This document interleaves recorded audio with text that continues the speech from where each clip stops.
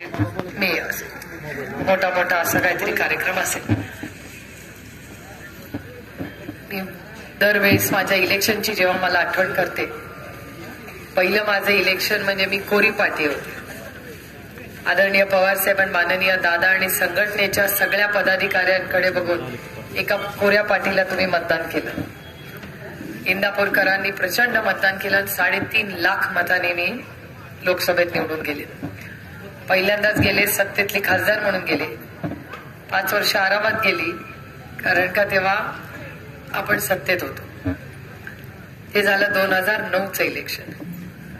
नंतर आलं 14चं election. 14च्या election मध्ये मला एक कॉन्फिडन्स होता की आता 3.5 लाखांनी निवडून आलं म्हणजे यावेळेस काय अडचण येणार नाही. पण त्यावेळेस माहोल वेगळा होता. राष्ट्रवादी काँग्रेसच्या सरकारच्या विरोधात देशात माहोल होता. आणि त्या काळामध्ये 2014ला 60,000 मतदानांनी मी निवडून आले. तुम्ही गोष्ट म्हणला ती रेड्डीमुळे कमी मतदान झालं, त्याला कारण वेगळी होती. त्याला तुम्ही कोणी जबाबदार नव्हता. त्यावेळेस देशात, राज्यात, जिल्ह्यात, तालुक्यातही माहोल वेगळा होता. आणि अमोलजी, तुम्हाला आठवतंय काय कारण होती? मी आता काही परत त्याच्या इतिहासात जात बसणार नाही. आणि त्यानंतर 2019चं इलेक्शन आलं आणि तेव्हा मागे थोडासा धक्का बसला होता. तेव्हा डबल मेहनत केली आणि तुम्ही सगळ्यांनी एका विश्वासाच्या नात्याने 60,000नी निवडून आलेले 160 म्हणजे 1 लाख मताचा लीड माझं वाढवलं आणि आपण सगळ्यांनी मला निवडून दिले. जेव्हा लोक एवढा विश्वास आपल्याला टाकतात ना, मी नेहमी सगळ्यांना सांगते की आयुष्यात प्रेम कमी झालं तरी चालेल, पण विश्वास कमी होता कामा नये. आणि त्याच्यामुळे माझ्यावरची जबाबदारी, तुम्ही टाकलेला विश्वास. आणि मी आयुष्यात काही फार वर्गात आणि कॉलेजमध्ये काही पहिली आलेली नाही. मला आपलं मोठा चांगले त्या काळामध्ये 70-80% मार्क मिळायचे. एक गाडी पुढे जायची, पुढच्या वर्गात. आणि ग्रॅज्युएट झाले, पोस्ट ग्रॅज्युएशन झालं, लग्न झाली, मुलं झाली, काम करायला लागले, लाईफ चल रहा था. आणि पार्लमेंटमध्ये निवडून गेले. 5 वर्ष विरोधातली, पहिली 5 वर्ष सत्तेतली, दुसऱ्या 5 वर्षात विरोधातली. आणि विरोधात आल्यामुळे जास्त अभ्यास करायला लागला, प्रश्न मांडायची संधी मिळाली, लढाई करायला. माझा काय फार लढाऊ स्वभाव नाहीये. कोणी काय मागितलं ते म्हणेल, घे बाबा, माझं मी घेईन नंतर. काय मला द्यायला फार काय अडचण लागत नाही, कारण का मला अशी कुठली गोष्ट नको असते ज्याच्यावर दुसऱ्या मनात असेल. मला चष्मा पाहिजे, घ्या ना, दुसरा मिळतोय ना बाजारात, काय प्रॉब्लेम आहे. त्याच्यामुळे मला काय फार अडचण होत नाही ते करायला. आणि मला ह्या चष्मा तुम्हाला देण्यामुळे तुम्हाला जास्त आनंद मिळणार असेल तर तुमच्या चेहऱ्यावरचा आनंद बघून मला जास्त समाधान वाटतं. आणि मला फार लवकर नाहीही म्हणता येत नाही. त्याच्यामुळे आपला देऊन त्याला आनंद मिळत असेल तर देऊन टाकू चष्मा, काय प्रॉब्लेम आहे. असा माझा स्वभाव आहे. त्याच्यामुळे विरोधी असण्यात मला काही फार अडचण वाटली नाही, कारण मी लोकशाहीवर विश्वास ठेवते. काय आयुष्यभर आपण सत्तेत राहू याची काय गॅरंटी. आणि विरोधात लावून फार काही नुकसान होत नाही, मी तुम्हाला माझ्या अनुभवातून सांगते.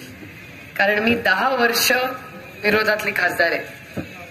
माझ्या लोकसभा मतदारसंघामध्ये देशात जेवढा निधी सगळ्या मतदारसंघात होतो तेवढाच निधी बारामती लोकसभा मतदारसंघात येतो. जेवढा महाराष्ट्रात माझा पहिला नंबर येतो, पण खासदार म्हणून देशात पण पहिलाच नंबर येतो. तिथे माझा कोण काका मामा नाही मला मार्क द्यायला. भारतीय जनता पक्ष मला मार्क देते. माझा काका मामा वडील कोण नाही बाबा. परिवारवाद आहे, मी तर परिवारवाद आहे. मी काय शरद पवार नाहीये. शरद पवारांच्या काका मामा कोण नव्हतं राजकारणात, माझे होते वडील राजकारणात. आता ती काही चूक आहे का माझी?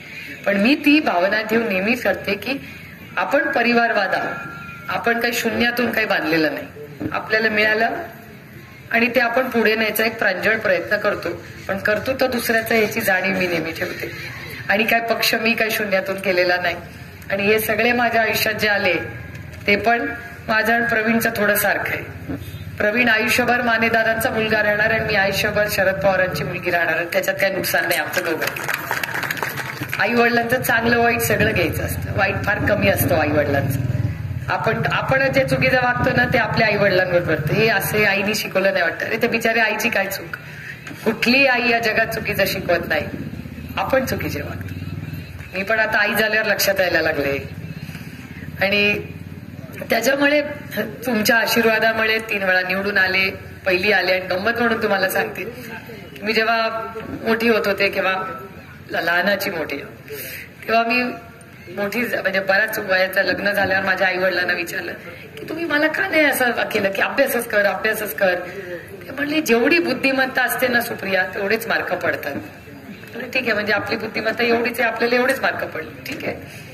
आणि पार्लमेंटमध्ये जेव्हा माझा पहिला नंबर आला, माझ्या आई वडिलांना सांगितलं माझा नंबर, मी आधी कधीच पहिली आले नव्हते, त्याच्यामुळे 2-4 वेळा चेक केलं, नक्की आपलंच आहे ना, नक्की आपलंच आहे. आणि बघितल्यावर म्हटलं हो आपलंच आहे बाई नाव, सुप्रिया सदानंद सुळे बारामती, आपलंच आहे नाव, दुसऱ्याचं तर नाही. मी घरी गेल्यावर सांगितलं हो माझा नंबर पहिला आला पार्लमेंटमध्ये. तर माझे वडील म्हणले मुलगी कोणाची? अच्छा, मला विचार कळे ना, एकीकडे तुम्ही मला सांगायचं की बुद्धिमत्ता जेवढी असते तेवढीच मार्क पडणार, पहिला आला की म्हणता की मुलगी कोणाची, म्हणजे नक्की काय मी हुशार आहे का नाही? आता ठीक आहे, आता त्याच्यावर पण ते म्हणतात तुला जे वाटेल ते समज, ठीक आहे, हुशार नाही, पण तुमच्या आशीर्वादाने एक संधी मला दिल्लीला जायची मिळाली, मी निष्ठेने काम करते, नंबर पहिला आला, हे माझं भाग्य. आणि तुम्ही संधी दिल्यामुळे मला आवडेल ते मी काम केलं म्हणून मी पहिली आले. त्याच्यामुळे मी नेहमी शाळा कॉलेजमध्ये जाते तेव्हा म्हणते की तुम्हाला मनाला आवडेल ते काम जेव्हा तुम्ही करता तेव्हा तुमचा नंबर पुढे जातो. काय झालं बाबा, गेली का घालवली? आजकाल जमाना खराब आहे, आपलं भाषण तुम्हाला घालवली पण आम्हाला पार्लमेंटमध्ये विरोधात बोलतो म्हणून सांगितलं बाहेर जा. काय झालं बाबा, घालवली का गेली?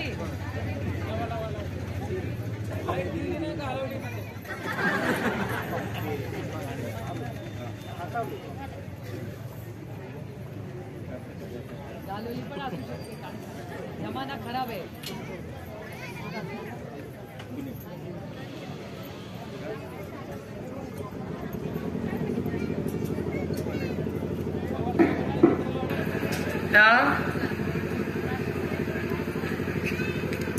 त्याच्यामुळे केंद्र सरकारमध्ये काम करत असताना आपल्या मतदारसंघात 3-4 महत्वाच्या गोष्टी झाल्या. एक तर तुम्ही संधी दिल्यामुळे माझा नंबर देशात पहिला आहे. तर दुसरं, देशामध्ये ज्या ज्या स्कीम केंद्र आणि महाराष्ट्र सरकारच्या आहेत त्या उत्तम पद्धतीने आपल्या मतदारसंघात मी विरोधात असले तरी राबवल्या जातात आणि त्याचा श्रेय मला जात नाही, व्यासपीठावरील सगळ्या पदाधिकाऱ्यांना जातं. कारण का, हे मी स्कीम आणते पण तुमच्यापर्यंत न्यायचं काम हे सगळे करतात.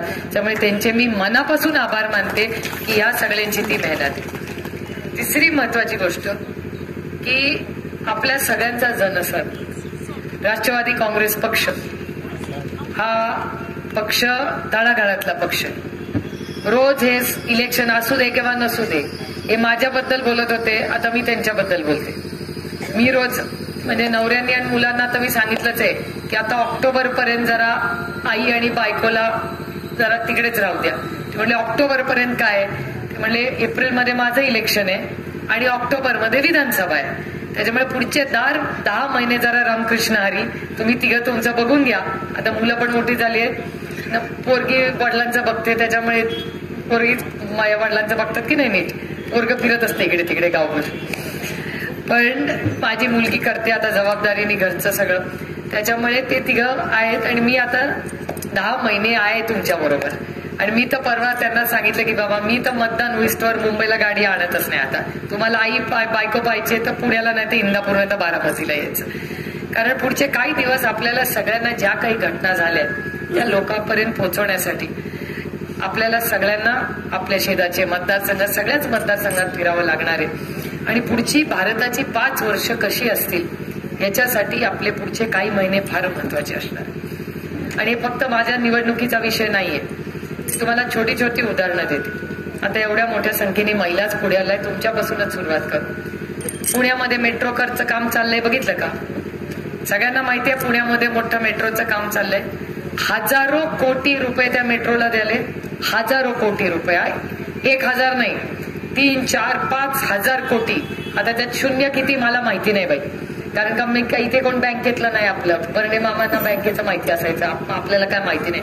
मला 1 कोटीत किती शून्य माहिती नाही, तर 1000 कोटीत किती सांगणार. त्याच्यामुळे मला काय माहिती नसतं कोटी रुपयात किती शून्य आहेत. 7 भीत म्हणतात. ज्याची गाडीची वेळ झाली त्या घरी जा, स्वयंपाक करायचंय घरी जाऊन.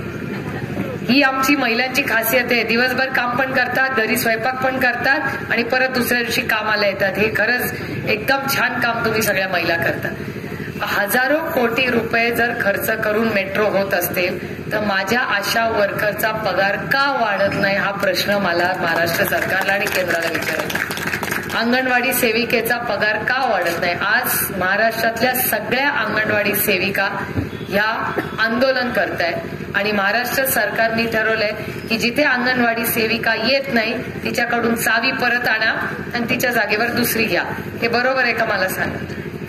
त्या बिचाऱ्या सगळ्या एकल महिला आहेत, तिचा नवरा नाहीये म्हणून तिच्यासाठी योजना केली आणि त्या एकल महिलेला जर तुम्ही घरी पाठवणार असेल आणि ती काय मागते, ती फक्त पगार वाढ वाटते. महागाई आहे की नाही, बेरोजगारी आहे की नाही, मुलांची फी वाढली की नाही. तुम्ही सांगा, तुम्ही सगळे फिरता, पेट्रोल वाढलं का नाही, डिझेल वाढलं का नाही, डीजेची गाडीचा भाव वाढला की नाही, लग्नाचा खर्च वाढला का नाही. मग काय स्वस्त झालंय सांगा ना मला. काही स्वस्त झालेलं नाही. मग अशा वेळी जर आमची आशा वर्कर अंगणवाडी पगार वाढवत असेल तर मी सत्तेत असते ना तर मेट्रोला सांगितलं असतं तुझे 1000 कोटी राहू दे, पुढच्या वर्षी मेट्रो, पहिल्या यांची पगार वाढ करा नंतर मेट्रो. हे ह्या सरकारने करायला पाहिजे. तुम्हाला मेट्रो पाहिजे का एसटी पाहिजे विचार करून सांगा. मेट्रो किती लोकांना, थोड्याच लोकांना चालणार. माझा मेट्रोला विरोध नाही, विकास हा झालाच पाहिजे. पण तुम्ही मला सांगा, भाकरी भाजी का मोदक. मेट्रो म्हणजे मोदक आणि भाकरी भाजी म्हणजे एसटीची बस.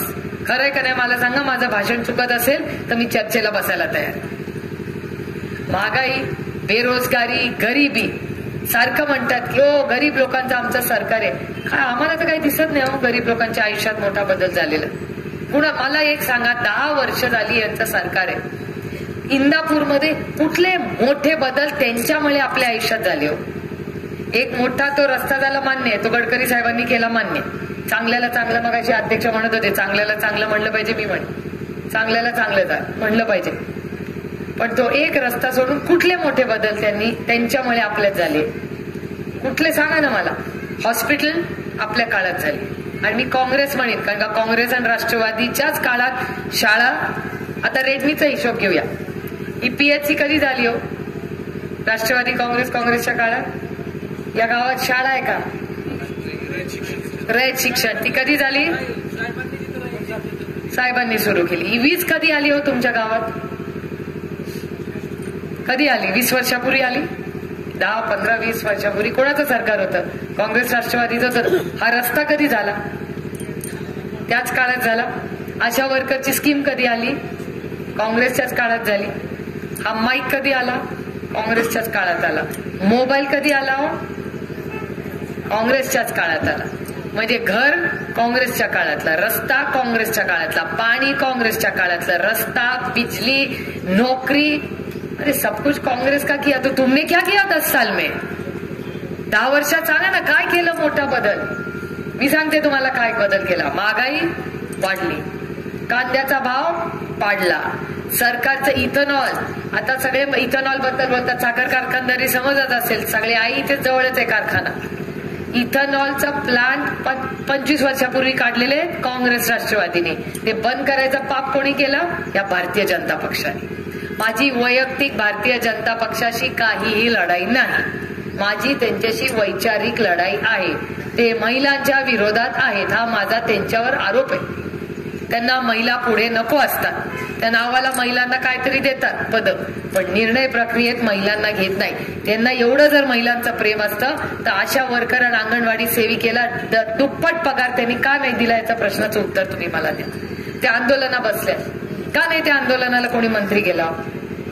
कांद्याचा भाव पाडला की नाही त्यांनी, रडतोय की नाही कांद्याचा शेतकरी, मग त्याला का नाही हमी भाव मिळत. दुधाला भाव मिळतोय, कांद्याला भाव मिळतोय, सोयाबीनला भाव मिळतोय, कपासाला मिळतोय का, साखरे कशाला भाव मिळतोय मला सांगा ना. फिर क्या पाया तुम्ही मगाशी प्रवीण दादा आरक्षणाबद्दल बोलले. मगाच्या एका गावात पण मी झरांगे पाटलांचा बोर्ड पाहिला. मला सांगा, मराठा, धनगर, लिंगायत आणि मुस्लिम समाजाचं आरक्षण आम्ही देऊ सांगितलं होतं की नाही? मला आठवतंय माझं इलेक्शन होतं 2014 सालचं. आमच्या घराच्या बाहेर येऊन भाषण केलं होतं त्या देवेंद्र फडणवीसांनी की आम्हाला द्या, सरकार पहिल्या कॅबिनेटमध्ये धनगर समाजाला आरक्षण देऊ म्हणले होते का नाही? किती वर्ष झाली त्याला? 10 वर्ष झाली. मी चॅलेंज करते भारतीय जनता पक्षाला, सगळ्यात जास्ती धनगर आरक्षणाबद्दल या संसदेत कोण बोललं असेल तर त्या व्यक्तीचं नाव सुप्रिया सुळे. तुम्ही चेक करून सांगा, मी कुठल्याही भारतीय जनता पक्षाच्या माणसावरच आहे. कारण का माझं खरंच मत आहे, धनगर समाजाला आरक्षण हवं असेल तर चर्चेला बसूया, मार्ग काढूया. आम्ही फसवलं नाही कधी तुम्हाला, कधीच नाही. महाराष्ट्रात एक बोलायचं आणि दिल्लीत एक बोलायचं. महाराष्ट्रात म्हणायचं हो धनगरांना आरक्षण द्यायचं, दिल्लीत मी स्वतः भाषण केलंय की धनगर समाजाला आरक्षण मिळालंच पाहिजे. मराठा, धनगर, लिंगायत आणि मुस्लिम समाजाला आरक्षण द्या.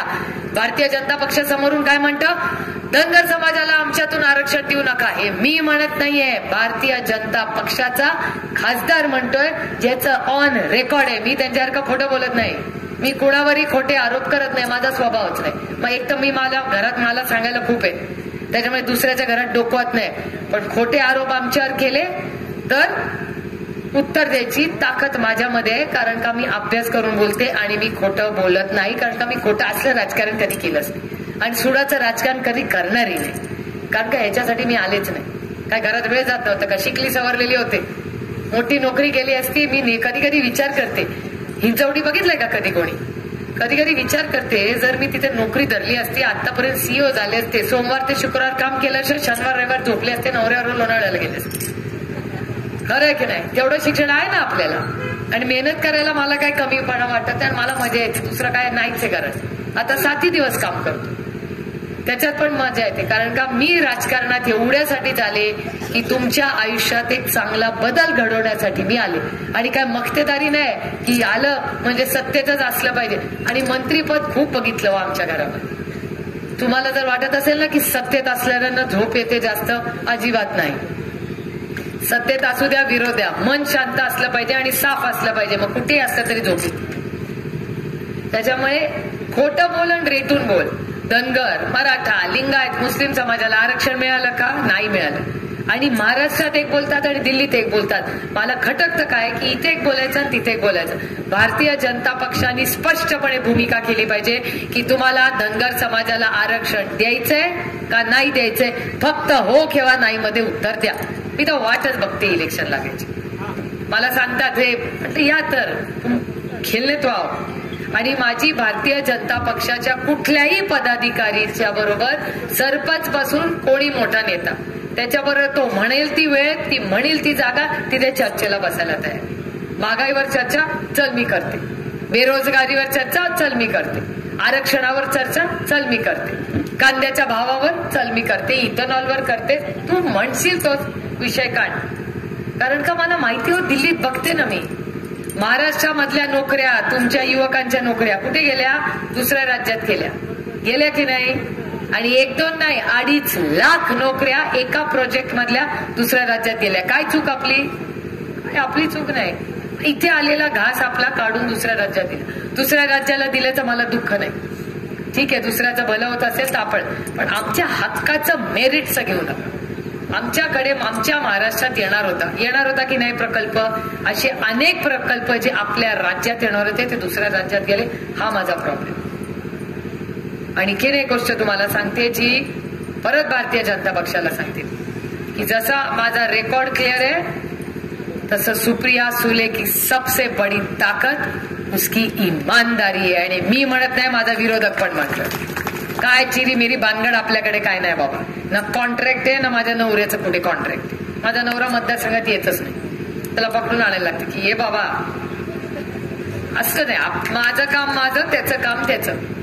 त्याच्यामुळे आपण विचार केला पाहिजे तुम्हाला लोकप्रतिनिधी कसा हवाय, हा निर्णय तुम्हाला घ्यायचा आहे. आणि सत्तेत असू दे किंवा विरोधक, या देशामध्ये, या राज्यामध्ये, घरामध्ये एक बाजूनी चालतं का घर? विरोधक असलाच पाहिजे की नाही. आणि कशावरनं आम्ही सत्तेत येणार नाही? येऊ पण आम्ही सत्तेत. कोणी बघितलंय? ही दडपशाहीच्या विरोधात मी बोलणार आहे. मी कुणाला घाबरत नाही, कारण का मी चुकीचं काम केलेलं नाही आणि मी कधी कुणाशी उद्धटपणे बोलत नाही. मी कधी कुणाचा अपमान करत नाही. मी पुन्हा पुन्हा सांगते, माझी लढाई वैचारिक आहे. माझी लढाई कुणाशी वैयक्तिक नाही. माझे सगळ्यांचे संबंध चांगले आहेत, म्हणजे सेटिंग नाही. आपण करतो की नाही सगळ्यांचा मान सन्मान, ही आपली संस्कृती आहे. हे काय संस्कृतीबद्दल मला सांगणार? यांची कसली संस्कृती? घरं फोडतात, पक्ष फोडतात, आधी नावं ठेवतात आणि मग पक्ष फोडतात. यांची कसली संस्कृती? यांची संस्कृती सगळी खोटी आहे.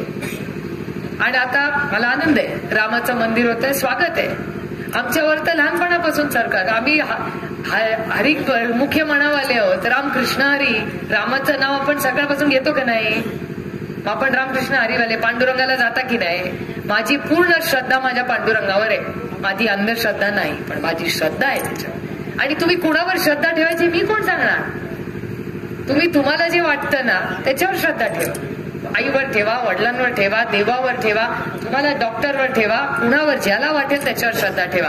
पण तो अधिकार मला नाहीये. पण तो अधिकार पण हे काढून घ्यायला लागेल.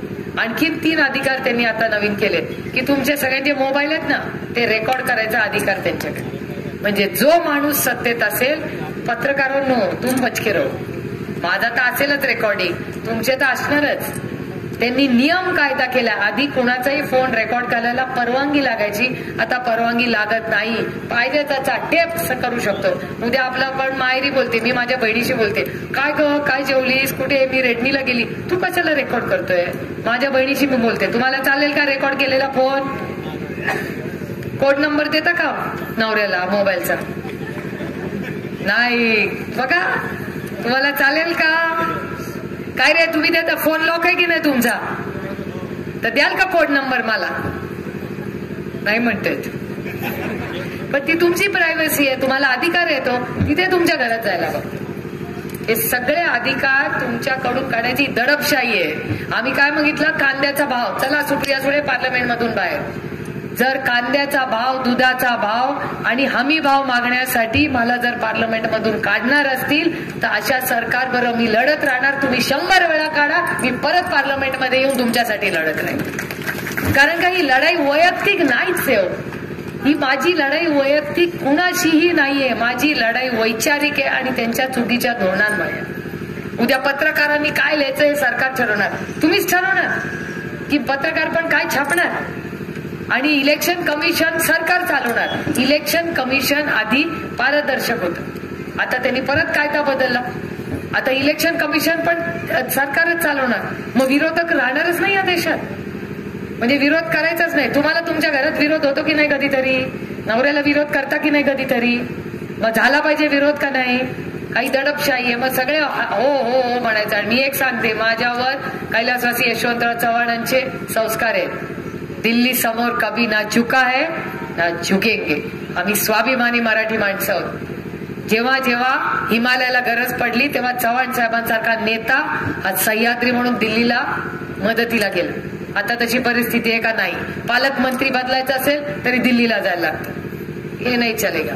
आम्ही भारतीय आहोत, स्वाभिमानी आहोत. तुम्ही मोठे भाऊ आहात दिल्लीवाले, आम्ही लहान राज्याचे आहोत. तुमचा देश आहे, आमचं राज्य आहे. आमचं राज्य छोटं असलं तरी आम्ही स्वाभिमानी आहोत. अहिल्याबाई होळकरांचं बघितलं ना, किती वर्ष ती महिला एकल महिला होती तरी लढली की नाही सगळ्यांची.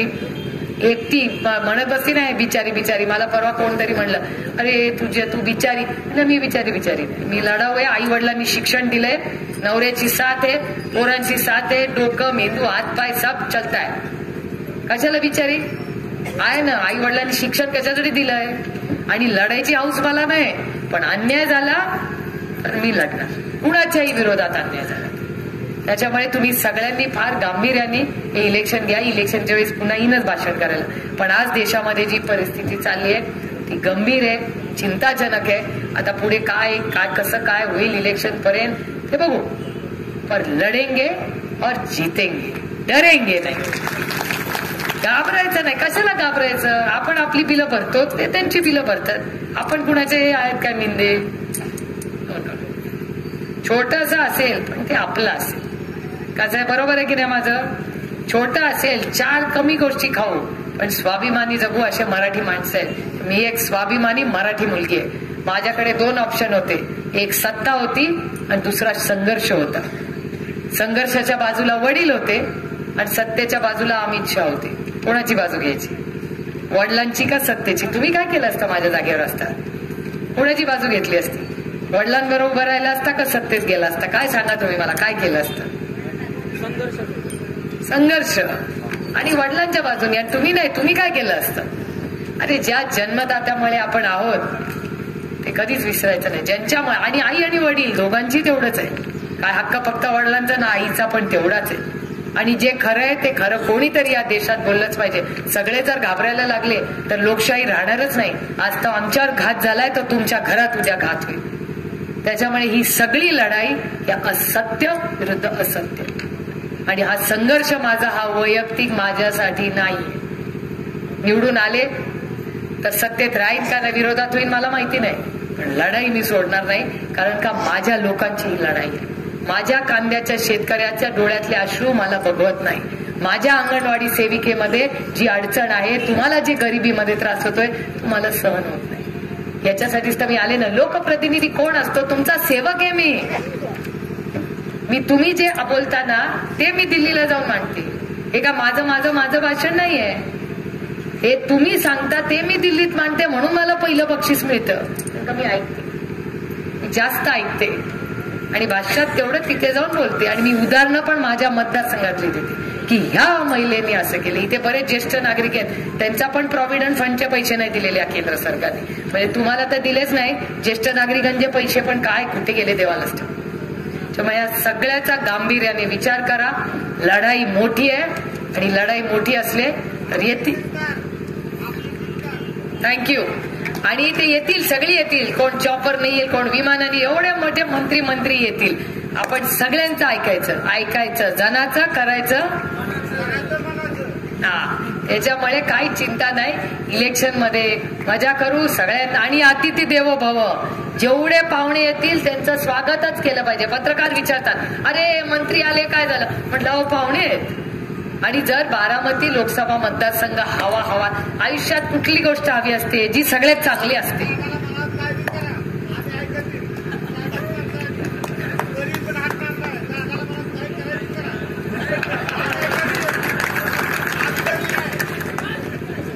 आज तुम्ही सगळे आलात, एवढं प्रेमाने आमचं सगळ्यांचं स्वागत केलं. सगळ्या डॉक्टरांनी आणि सगळ्यांनी या सगळं चांगलं नियोजन दादा तुम्ही सगळ्यांनी केलं, त्याबद्दल तुमचे आभार मानते. आणि तुमच्या सभा मंडपाला पहिल्या टप्प्यात 10 लाख रुपयांनी कामांनी सुरुवात करा, असं तुमची परवानगी आहे का? हा. आता माझं भाषण झाल्यावर मला पुढे जायचंय. ती सारखं घड्याळ दाखवतोय मला, ते चिन्ह नाही दाखवते, म्हणते आवर आता बाई भाषण. हा डॉक्टर सांगितलं ना 10 लाख रुपयांनी सुरुवात, 10 लाखनी सुरुवात करायची ना. झालं बस. धन्यवाद. चला, जय हिंद, जय महाराष्ट्र, जय आघाडी. फक्त महत्वाचे सन्मानपत्र या ठिकाणी द्यायचे आहेत आणि महिलांचे सन्मान फक्त 5 मिनिटाचा. एबीपी माझा, उघडा डोळे बघा नीट.